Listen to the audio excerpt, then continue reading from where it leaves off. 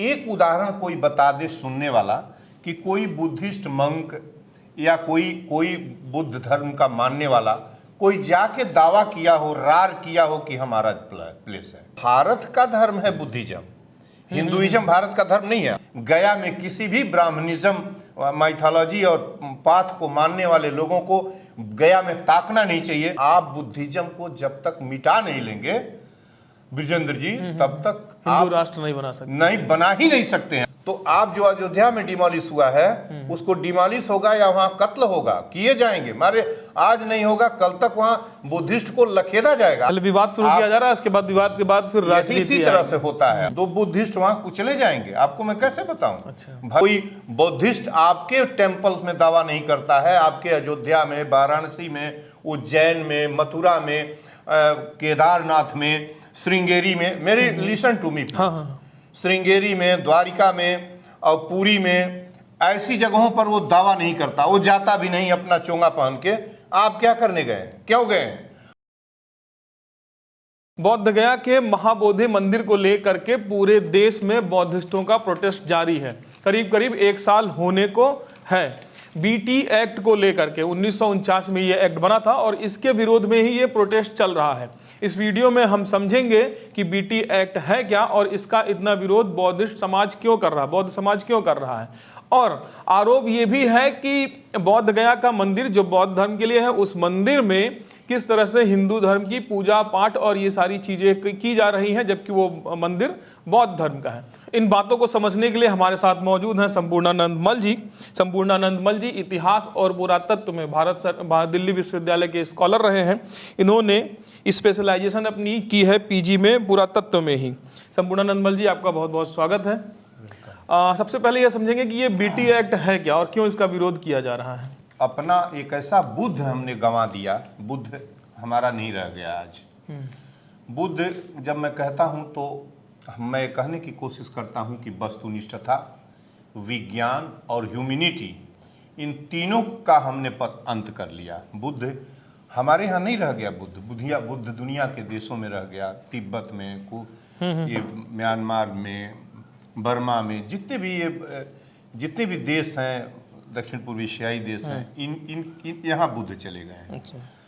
तो और BT act जो आपने कहा है कि जो समस्या फरवरी से उठी हुई है गया के अंदर, तो वो बुद्धिस्ट टेम्पल एक्ट उसका नाम दिया गया है, लेकिन मैं उसको मठ कहने की कोशिश कर। अच्छा, ये महाबोधि मंदिर और बुद्धिस्ट टेम्पल ये अलग अलग नहीं, सब एक है, लेकिन वो बेसिकली मठों का सीरीज है। गया देखिए समस्या कहाँ से आई है। समस्या यहाँ से आई है कि 1949 में 2 कानून एक साथ बन रहे थे, 2 विधेयक और दो चीजें एक साथ लागू की गई थी।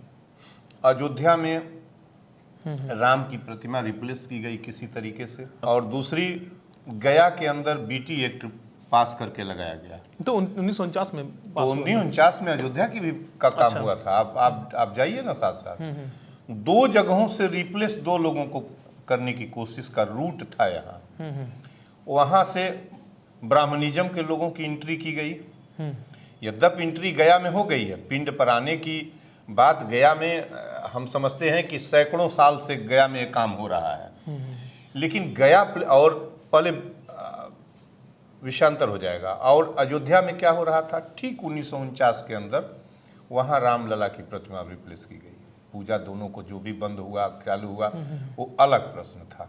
ठीक, चालू नहीं हुई थी पूजा, वर्षिक बाद में चालू हुई, शायद राजीव गांधी के बाद में चालू हुई। तो आप बीटी एक्ट में ये था कि उस एक्ट को बना के और उसकी कमेटी का संचालन में ब्राह्मणिज्म के लोगों को भी, ब्राह्मण धर्मानुयायियों को भी शामिल किया गया। मैं आ जाता हूं इस बात पर कि ये तो बहुत छोटी चीज है और न जाने क्यों किस बात के लिए कितनी प्रभावित है वहां की सरकार, नीतीश कुमार कितने प्रभावित हो रहे हैं। जो कल तक जो सेकुलरिज्म के प्रोमिनेंट फिगर हुआ करते थे, आज वो कहीं के फिगर नहीं रह गए हैं। किस दबाव में है कि 4 महीने से गया के अंदर कितनी बार वहाँ के मंक्स और जो मठ के लोग हैं वो कितनी बार जो है वो जेलों के अंदर गए, कितनी बार सड़कों पर एजिटेशन किए। अभी उन्होंने पटना विधानसभा की ओर बढ़ते हुए 3-4 दिन पहले आपने देखा होगा, मैं देखा था कि किस तरह शायद वो एजिटेशन चल भी रहा है, वो बढ़ रहे थे और उनको सड़क पर ही पुलिस ने रोका। किसी का ध्यान नहीं जा रहा है कि क्या हो रहा है इस देश के अंदर, ये क्यों ये काम हो रहा है। ये दुनिया जानती है, हम नहीं जानते, दुनिया जानती है कि गया जो है बुद्धिस्ट प्लेस है और बुद्ध को ज्ञान गया में मिला था, पीपल वृक्ष के नीचे। और बुद्ध के पहले यदि गया का कोई हिस्टोरिकल इंस्टांस हो किसी के पास सुनने वालों को, और इसको नफरत के तौर पर लेना नहीं चाहिए। अभी मैं हिंदुइज्म पर आता हूं कि जिस हिंदुइज्म के लिए आप कटने मरने को तैयार हैं, वह हिंदुइज्म इनफैक्ट कोई रिलीजन है ही नहीं है, कुछ नहीं है। तो आप जो है गया जो है बुद्धिस्ट प्लेस है। आपको इतनी बात बता दें, देखिए 4 प्लेसेज ऐसे हैं जो बुद्ध के जीवन से संबंधित हैं। Lumbini, the place of Buddha birth of Buddha. Second Gaya, the place of enlightenment of Buddha. Third being place is the Sarnath, the first sermon delivered by Buddha, Sarnath. And fourth being is Kushinagar, ठीक ना, जहां उनका महापरिनिर्वाण हुआ। इन 4 प्लेसेस में यदि कोई भी व्यक्ति जाके कहे, ऊंटा गाड़े की रार करे, रार जो कहा जाता है, गया में रार कर रहे हैं लोग, जो मनबड़ लोग हैं, जो ब्राह्मणिज्म और जो ये सरकार जो है इस समय की, और ऐसे नेता जो हुए हैं जो हिंदुइज्म को और हिंदुत्व को और हिंदू राष्ट्र को न जाने किस तरीके से भारत को पतन करके रखेंगे, कि मनुष्यता का पतन कर लेंगे, इंसान को झगड़े में और क्लैश करा के ये करेंगे। ये क्या करना चाहते हैं? वही हम समझना चाहते थे कि 1949 से बीटी एक्ट है जी। 1949 से 8 लोगों की कमेटी बनती है, जिसमें 4 हिंदू और 4 बौद्धिस्ट होते हैं। लेकिन अभी क्या हुआ कि ये कलेश अभी शुरू हुआ, इसके पहले क्यों नहीं कुछ हुआ? इसके पहले इसलिए नहीं हो रहा था कि धीरे धीरे वो जो आप 1949 देख रहे हैं, आरोप ये भी है, वो सहज डेट मत समझिए, आरोप ये भी है, जो क्लाइमेक्स है ना, उसका बीजारोपण उन्हीं तिथियों में हो रहा था भारत के अंदर। कब बीजारोपण? 49 और 50 आजादी के बाद, जो आजादी के बाद देश बटा। तो इसमें तो मान लीजिए फिर हम भाजपा या कांग्रेस को भी कह सकते हैं, मान लीजिए 1949 के बाद कांग्रेस का क्यों नहीं हम कहेंगे भाई, वो क्या कर रहे थे, वो क्यों बैठे हुए थे, आरजेडी भी रही है। और लेकिन ये मामला आज इशू क्यों बना? आज इशू इसलिए बना कि इसके बाद वहां क्या हुआ है, वहां आप समझने की कोशिश करिए। इसके बाद वहां ब्राह्मण धर्म के फॉलोअर, ब्राह्मण धर्म अब अलग से हमको परिभाषित करना पड़ेगा, कोई नफरत का धर्म नहीं है, जैसे सुनने वाले सोच रहे हो कि बार बार अभी नफरती नफरत कोई धर्म नहीं टिकाता, धर्म के ठेकेदार सिखाते हैं। जी, तो नफरती उसमें घुसे हैं। लेकिन यह नफरती के घुसने मात्र से समस्या नहीं आई, मतलब अपॉइंट किया गया है नफरतियों को? नहीं, अपॉइंट नहीं किया गया है, जबरदस्ती कब्जा करने के लिए। जैसे आप इस तरह का कब्जा हो रहा है कि ग्वालियर में प्रतिमा अम्बेडकर की लगनी है, सभी देश जान रहा है, बच्चा चाहेगा कि लगे, कोर्ट चाह रही है, सभी चाह रहे हैं। लेकिन वहां थोड़े से नफरती और भाजपा और नफरती लोग हिंदुत्व के हुड़दंगाई। इंग्लैंड में स्टैचू ऑफ नॉलेज के नाम से उनकी मूर्ति भी, और हम नहीं लगा पा रहे हैं। जी, हम उसको भी बात कर, हाँ, वो दुनिया में उनकी प्रतिमा लगी है, तो वहां विरोध करने वाले खड़े हैं। ऐसे ही गया में विरोध करने के लिए खड़े होंगे। मैं बिना डाइवर्ट हुए, बिना किसी इधर उधर गए, मैं कहने की कोशिश कर रहा हूं कि जो आप रार करने क्या गए हैं, गया में क्या करने गए हैं, आप किस झगड़ा और किस रार के लिए? गया बुद्धिस्ट प्लेस है, दुनिया जानती है, रिनाउंड प्लेस है गया, दुनिया के पिलग्रिम्स आते हैं। आपका पिंड पराना देखने तो आते नहीं है गया में, ठीक ना? दुनिया के जितने तीर्थयात्री आते हैं, तो आपका पिंड पराना देखने नहीं आते। बुद्धिस्ट प्लेस में आस्था है और वो आते हैं देखने, ठीक है ना? तो मैं ये कह रहा हूं कि जो कम से कम 4 जगह जो बुद्ध से संबंधित जगह है, उसमें आप खुराफात करने की कोशिश क्यों कर रहे हैं? एक बात, दूसरी हम ये कहें कि आपके 4 शंकराचार्य के प्लेसेज हैं। द्वारिका है और जोशीमठ है उत्तराखंड में। चारों दिशाओं में देश के चारों एक्सट्रीम बॉर्डर लाइन पर हैं। Joshimath interior of the north है और वेस्ट लाइन पर ये द्वारिका है। पूरी जो है ईस्ट पर है, उड़ीसा में है। और जो आपका एक और कौन बच गया, श्रृंगेरी है कर्नाटक में, साउथ में। तो ये जो केंद्र हैं, देखिए वो कर्नाटक श्रृंगेरी क्यों, कब से है वो पता है आपको?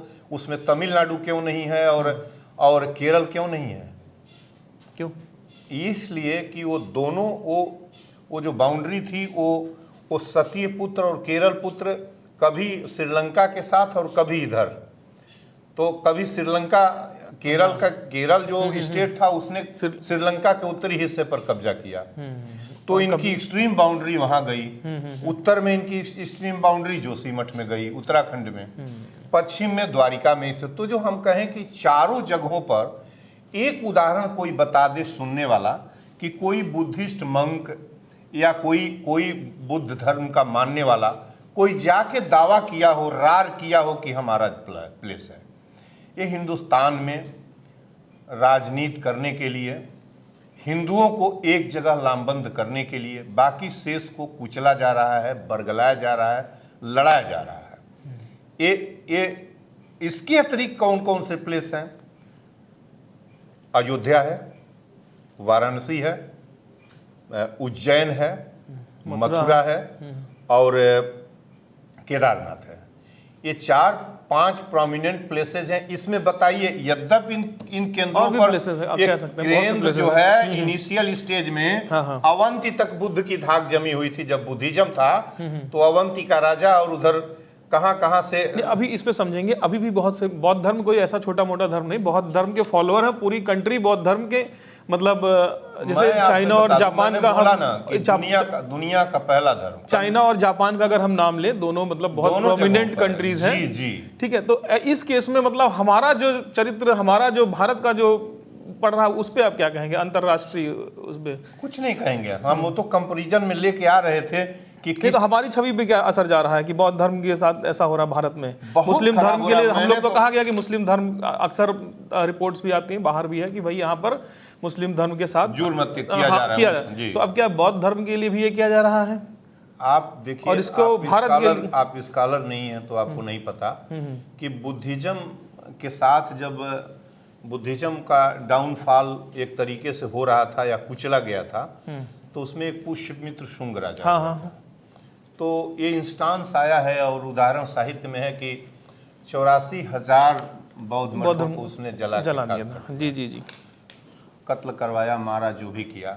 बख्तियार ने 12वीं सदी में किया था, नालंदा को जला कर नालंदा यूनिवर्सिटी भी उसमें। तो किस तरीके से बुद्धिज्म के ऊपर, बुद्ध के मरने के बाद जो बुद्धिज्म था, देखिए सत्य अहिंसा, इतिहास की सत्य अहिंसा मानवता, मेरी बात सुनिए। सत्य अहिंसा मानवता और इक्विलिटी। इक्विलिटी का मतलब कि मध्यम मार्ग, इक्विलिटी का मतलब मध्यम मार्ग। ये चारों चीज भारत से पैदा हुई थी और बुद्ध ने बुद्ध एक वैज्ञानिक, एक भगवान, मैं भगवान नहीं कहता बुद्ध को, गौतम बुद्ध एक महापुरुष थे और बिल्कुल वैज्ञानिक सोच के आदमी थे। पहली बार उन्होंने कहा कि नहीं, छोटा बड़ा कोई नहीं होगा, मध्यम मार्ग होगा। और उस पर उन्होंने भेद को ही मिटाने का कोशिश किया। जो विभेद था उसको मिटाने की कोशिश किया। जो समाज के अंदर बुराई थी उसको, हिंसा बड़ी बुराई थी जगहों के में और तमाम तरह से पशुओं का वध उन्होंने देखा। तो एक सिद्धांत दिया कि नहीं, अहिंसा रहना चाहिए। और उस समय कृषि आगे फ्लोरिश कर रही थी, तो उन्होंने सोचा कि इस तरह से जीवों की हत्या हो जाएगी और पशु और सब मार दिए जाएंगे तो हमारे कृषि के लिए, तो ये एक उनका विचार कृषि वाले लोगों के लिए बहुत फायदेमंद हुआ, वणिकों के लिए बहुत फायदेमंद हुआ जो खून खराबा नहीं चाहते थे। तो उन्होंने कहा कि नहीं, अहिंसा लोअर कास्ट हिंदूज के लिए भी, सबके लिए कभी कन्वर्जन, और यही कोई हिंसा और बौद्ध धर्म की यही फिलॉसफी थी जिसकी वजह से कि आकर्षण बढ़ा बौद्ध धर्म की तरफ लोगों का। ये देखिए, कोई हिंसा नहीं चाहता। आज यदि कोई हिंदुइज्म का एक्सट्रीम फॉलोअर है, उसको भी उसका बेटा मारा जाता, सुने मेरी बात सुने, यदि मारा जाता, हिंसा कोई नहीं चाहता। वो बुद्धि, ये चाहने वाले, ये परिस्थितियां बनाई हैं, ये इस देश के पॉलिटिशियंस ने पैदा किया है कि तुम आपस में इतना लड़ मर जाओ कि हम अपनी गोटी सेक लें। वो कोई, उसको भी बुद्धिज्म से न मतलब है, न हिंदुइज्म से मतलब नहीं, ये तो हमने पहले ही कहा कि कोई धर्म नफरत नहीं सिखाता, धर्म के ठेकेदार इस चीज को सिखा देते हैं। मैं उदाहरण के साथ आपको बताने की कोशिश करूंगा, उदाहरण देकर बताऊंगा। तो ये धीरे धीरे धीरे धीरे भारत से इसका इतना इसके ऊपर जुर्म किया गया भारत के ऊपर, और एक शंकराचार्य उदित हुए 8वीं सदी में, 8वीं सदी में अद्वैत फिलासफर थे और न जाने कितने फॉलोअर हैं, और शंकराचार्य के पीठ भी शंकराचार्य के बाद ही 4 पीठ बने थे भारत के अंदर। तो किस तरह का उदित हुआ, उसके बाद उन्होंने बुद्धिज्म को लगा कि जैसे बुद्धिज्म भारत के अंदर रहेगा तो न जाने, और भारत का धर्म है बुद्धिज्म, हिंदुइज्म भारत का धर्म नहीं है। अभी मैं आता हूँ, ये नई बात आपको बता रहा हूँ, अपने कैमरे पर सबको बता रहा हूँ कि हिंदुइज्म न रिलीजन है, न रिलीजन है, न कास्टिज्म है, कुछ भी नहीं है, लेकिन इटसेल्फ यह भारत का नहीं है, हिंदू शब्द हिंदी का नहीं है। तो ये जी फारसी का है। तो जो, लेकिन बुद्धिज्म, बुद्ध, या जो लोग हिंदू धर्म जिसको आप कह रहे हैं, या जिसको पुष्यमित्र शुंग के बाद ब्राह्मण रातों रात, तो कहीं अलग से कोई खेप आ नहीं गई। जो लोग कल की रात तक, पुष्यमित्र शुंग के काल तक, कल सभी बुद्धिज्म के थे। आप मेरी बात समझने की कोशिश करिएगा, भारत में रहने वाला सभी बुद्धिज्म का था, उसके अतिरिक्त कुछ था ही नहीं। और जो वैदिक, जिसको हम ब्राह्मणिज्म कहते हैं, इनफैक्ट वो कोई ब्राह्मणिज्म नहीं था, वो वैदिक रिलीजन था। वेद में व्यवस्था थी, खुलकर हिंसा नहीं थी, लेकिन यज्ञों में, बाद के यज्ञों में हिंसा अलाउ था। तो एक विरोध का बिंदु बना। लेकिन आज जो क्लैश जिस तरीके से आज इस्लाम, ब्राह्मण, छोटी जाति का अलग, और एक्सट्रीम आज फिर एक बार रिवाइवल हुआ है। आप इसको ले सकते हैं कि बुद्धिज्म का रिवाइवल नहीं है, मैं कहता हूं कि बुद्धिज्म का बहुत मजबूती के साथ एक बार पुनः रिवाइवल 21वीं सदी की तीसरी दहाई में हो रहा है देश के अंदर। वो जो रिलीजन बिल्कुल डंप हो गया था, और कल तक सभी आप हम सभी, लेकिन आज हम विवश हो गए हैं। और इसलिए विवश हुए हैं कि हिंदुइज्म के अंदर जो जितनी बुराई है ना, जो हिंदुइज्म में के सबसे बड़ी बात, इसका जो nuclear point of the Hinduism है, वो है हिंसा। हिंसा इसके गर्भ में समा गया है। हिंसा के बिना हिंदुत्व जी नहीं सकता, हिंसा के बिना हिंदुत्व आज का जी नहीं सकता। हिंदुत्व की बात हो रही, मैं एक बार कहूं, हिंदू की बात नहीं हो रही, हिंदुत्व की बात हो रही है जी, विचारधारा की बात आप कर रहे हैं। जी, मैं हिंदुत्व की बात, धर्म की बात नहीं कर रहा, मैं लोगों को कंफर्म कर दे रहा हूं ना। कंफर्म करिए, मैं लोग अदर वे में ले नहीं रहेंगे, हम अभी करेक्ट कर देंगे लोगों को कि एक हुआ, दूसरा उसका झूठ, उसके सब कुछ झूठ और विषमता, कोई इक्विलिटी नहीं है। उसने जो क्लास डिवीजन किया था, कास्ट डिवीजन किया था, भेद किया था, तो भेद उनका एक बड़ा नेचर है। और इसलिए है कि हिंदू कहां से बन गया, हिंदू बनने के लिए पर्शियंस जब आए, जब इस देश के अंदर 2 खेप में पर्शियंस आए। एक पर्शियन आए ईसा की पहली सदी पहले, थोड़ा सा 1 सदी पहले BC में आए, और एक पर्शियंस आए जो फारसी थे, जो इस्लाम पंथी थे, ये आए। तो जो विदेशी आए, देखिए कहीं भी हिंदू शब्द नहीं है, वेद में, उपनिषद में, पुराण में, महाकाव्य में, गुप्त काल या अर्ली मिडिल एज तक कहीं हिंदू शब्द नहीं है। तो मेरे ख्याल से अभी 200 साल पहले भी हिंदू शब्द कहीं नहीं, 200 शब्द नहीं, इंडिया भारत में नहीं था, भारत में नहीं था जब ये उपयोग, इजाद किया हुआ शब्द, और इसका इस्तेमाल, और अब ये मान लिया गया कि हमारे खांचे में ये फिट बैठेगा और हम सबको समाहित कर लेंगे। लेकिन विषयांतर न हो, इसलिए हम जोड़ दें कि जो बुद्धिज्म के साथ आज हो रहा है, हम अंबेडकर को किनारे नहीं कर सकते। अंबेडकर को और राहुल सांकृत्यायन को, मेरे अपने हिसाब से बुद्ध के बाद 2 ऐसे शख्सियत हुए जो बुद्ध के रास्ते पर, और राहुल सांकृत्यायन को तो सेकंड बुद्धा कहा जाता है, जो उनका ट्रेवलॉग है, कभी आपको नसीब होगा तो पढ़िएगा, क्या लिखा हुआ है और क्या उनकी सोच थी। बिल्कुल मटेरियल सोच, कहीं कोई अंधविश्वास, अंधपंथ का कहीं कोई जगह नहीं था उनके सोच में। और जो अंबेडकर का था, उन्होंने किस तरीके से कंडम किया, शपथ लेकर हिंदुत्व का, हिंदू धर्म का कैसे उन्होंने बहिष्कार किया। तो वो किसी व्यक्ति का बहिष्कार नहीं कर रहे थे, एक ऐसे सिस्टम का बहिष्कार कर रहे थे जो इतनी ऊंच नीच विभेद से कायम हो गई थी कि ऊपर के मुट्ठी भर लोग नीचे के लोगों को पैरों के नीचे पद दबाएंगे। उनको नफरत इस व्यवस्था से थी और इस व्यवस्था के लोगों को हिंदू कहा जा रहा था। तो मेरा अपना विचार है कि वो इस व्यवस्था में जो शोषण की व्यवस्था थी और दलित को कुचलने की, उनसे क्या क्या नहीं अपात्रता लागू किया गया था। और लागू कौन कर रहा था? मुट्ठी भर लोग जिनको हिंदुत्व और हिंदू संबोधित किया जा रहा था और जो बेसिकली ब्राह्मणिक रिलीजन के थे। ब्राह्मणिक रिलीजन है लेकिन हिंदू कोई रिलीजन नहीं है, कोई कास्टिज्म नहीं है, कुछ नहीं है। बाद में इस शब्द का जो आविष्कार ठीक जो पॉलिटिकल यूज के लिए किया गया, 1915 आते आते ये शब्द बाकायदा ढूंढ लिया गया था जब मुस्लिम लीग स्थापित हो गया 1908 में ढाका के अंदर। तब उसके बाद ही 1915 में हिंदू महासभा एक बनाया गया, एक मंच बनाया गया। हिंदू महासभा तब बना था, जयकर जी और मालवीय जी ने मिलकर बनाया था, दोनों लोगों ने बनाया था। लेकिन जो गया में हो रहा है ये पूरी तरह गलत हो रहा है। गया में किसी भी ब्राह्मणिज्म माइथोलॉजी और पाथ को मानने वाले लोगों को गया में ताकना नहीं चाहिए। जैसे अयोध्या में कोई बुद्धिज्म का आदमी मंक जाके कहे कि हमारा जगह है तो ये किसी को अच्छा नहीं लगेगा। इसी तरह से गया के अंदर वो तो बुद्धिज्म का जगह है, तो वो तो दुनिया जानती है। किसी विदेशी से पूछोगे तभी कहेगा कि the place is known for Buddhism. तो वहां क्या करने गए हैं आप? ये रार हो रही है और ये रार अनायास नहीं है। जो आप हिंदू राष्ट्र बनाने की प्रक्रिया चालू किए हैं देश को, लोग समझ नहीं रहे हैं और न समझेंगे। यही तरीका है। जब तक आप अंबेडकर को दफन नहीं करिएगा, जब तक आप बुद्ध को दफन नहीं करिएगा, जब तक आप राहुल सांकृत्यायन को दफन नहीं करिएगा, ऐसे लोगों को, जब तक आप प्रोमिनेंट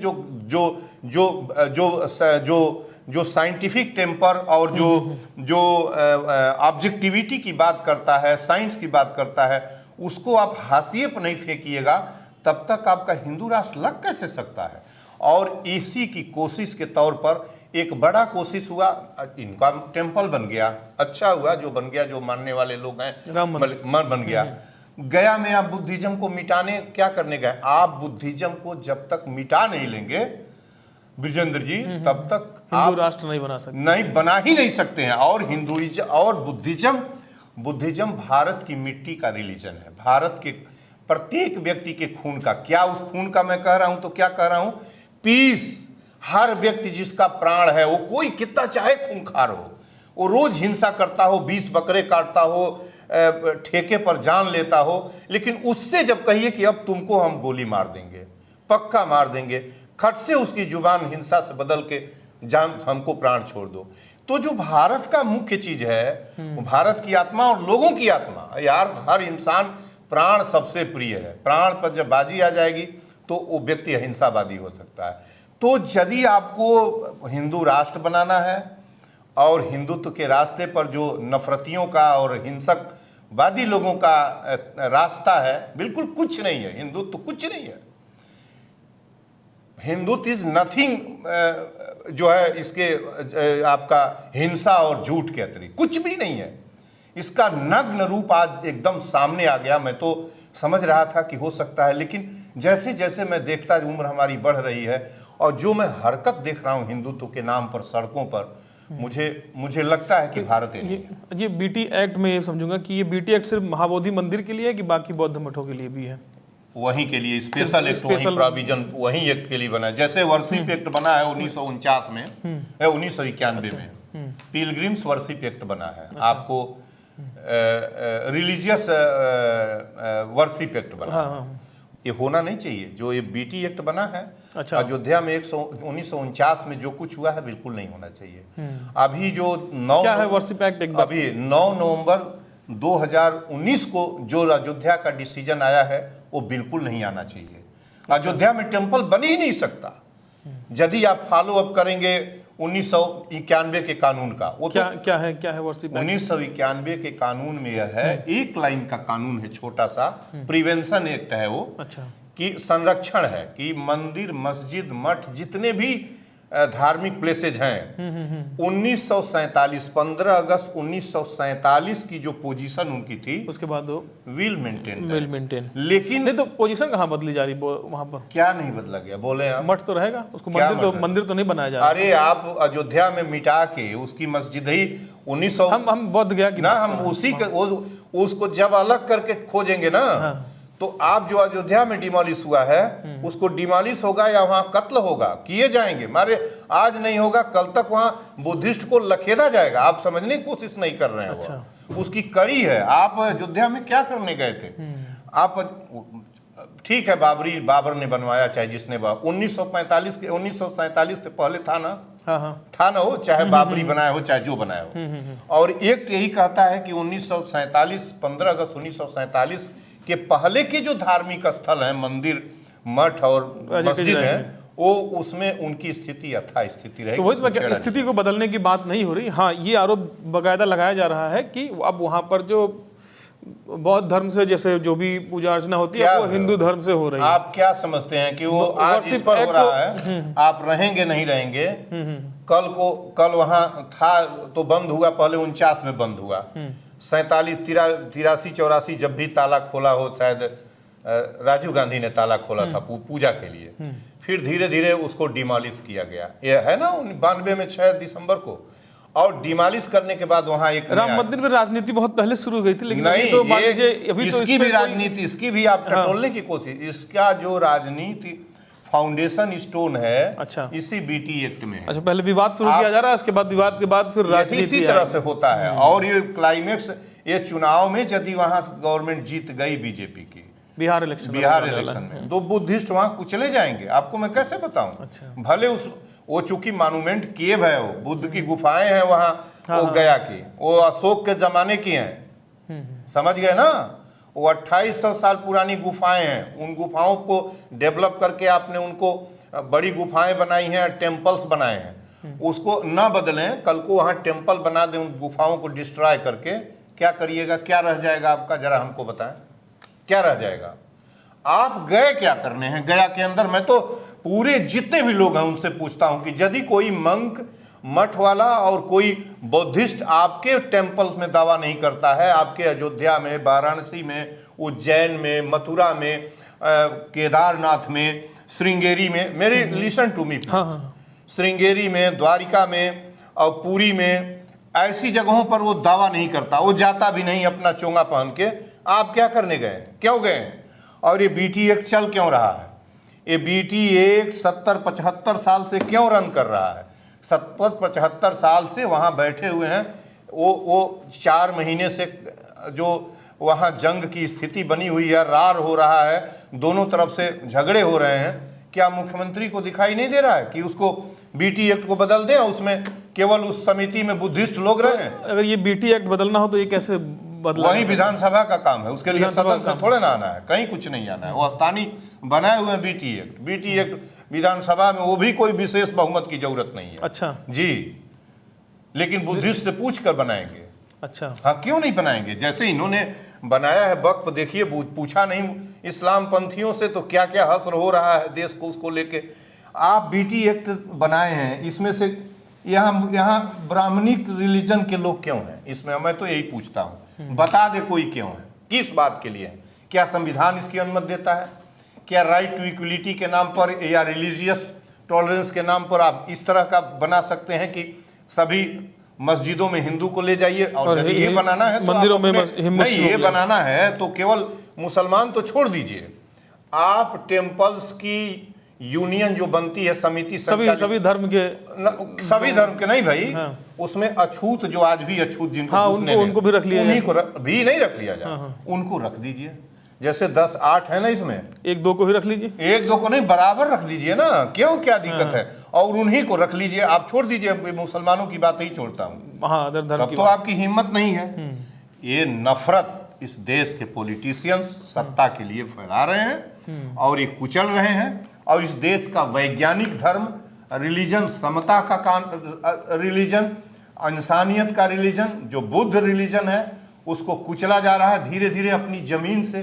कितना बड़ा दुर्भाग्य है कि एक वैज्ञानिक रिलीजन जो दुनिया जिसको जानती है, जिस दुनिया ने नकल लिया बुद्ध से, और कम से कम 1 दर्जन देशों में बुद्ध की जाप होती है, भारत उस मुल्क में, भारत उस मुल्क में बुद्ध को कुचला जा रहा है, बुद्ध के मठों को कुचला जा रहा है, उसमें घुसपैठ, ये गुंडे अपराधी घुसपैठ कर रहे हैं। किस बात के लिए? कौन से संत पुजारी हैं कि इनको घुसने का अनुमति दिया जा रहा है? दोनों धर्मों का स्पष्ट साफ साफ कैरेक्टर है, ब्राह्मणी धर्म का और बौद्ध धर्म का, कि एक सत्य, अहिंसा और समानता का धर्म है, दूसरा झूठ, हिंसा और विषमता का धर्म है, तीसरा ये कोई रिलीजन ही नहीं है। विभिन्न समयों में बाहरी लोग आए और आते आते आते आते सबका मिला जुला, जब पर्शियंस आई 11वीं सदी में, तब इसको सिंध को हिंद और हिंदुस्तान शब्द हुआ और आज हिंदुस्तान हो गया।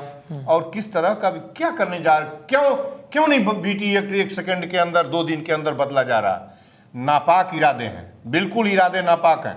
कितने लोग वहाँ, कौन कौन भंते नहीं गया, साबी भंते वहाँ पहुँच गए, इतनी बड़ी बड़ी सभाएं हो रही हैं, वो क्या मांग रहे हैं? क्यों उनके घर में, हमारे घर में कि दूसरे की एंट्री क्यों जबरदस्ती की जा रही है? ये घर का मामला है। और बीटी एक्ट को मैं सरकार से निवेदन करता हूं कि बीटी एक्ट को इमीडिएट, और जब आंदोलन चालू हुआ था फरवरी में ही मैंने मुख्यमंत्री को चिट्ठी लिखा है, मेरे उसमें पड़ा हुआ है मेरे उसमें, मैंने कहा कि बीटी एक्ट को चेंज करिए, उसमें से हिंदू को निकालिए और जो है बुद्धिस्ट जो अनुयायी, धर्मानुयायी हैं, उनको करिए। ये काम करना पड़ेगा और ये नफरत से काम नहीं चलेगा। तो हमारे साथ थे डॉक्टर संपूर्णानंद मल जी। काफ़ी दिनों से हमसे देरी हुई इस मुद्दे पर बात करने के लिए, इसके लिए हम क्षमा चाहते हैं, लेकिन बौद्ध गया का ऐसा मसला है जिस पर बात होनी चाहिए, जिस पर चर्चा होनी चाहिए कि ये आखिर कब तक चलेगा। जहाँ बौद्ध धर्म, जहाँ पर जाकर के सिद्धार्थ गौतम बुद्ध बन गए, उस जगह को इस तरह से विवादों में घिरा देखना हमें अच्छा नहीं लग रहा, तो इस बात पे चर्चा करनी चाहिए। देखिए, बौद्ध धर्म केवल धर्म, बौद्ध धर्म और बुद्ध का मार्ग हमारे जीवन का मार्ग है, मनुष्यता का मार्ग है। पूरी दुनिया के लोग उस रास्ते पर भाग रहे हैं, कोशिश कर रहे हैं, और हम बुद्ध को दफन करने की कोशिश कर रहे हैं। कितना बड़ा कैनवास, ग्रेट व्यक्ति इस जमीन पर पैदा हुआ था, जिसने हमें इतनी बड़ी नई दिशा दी थी।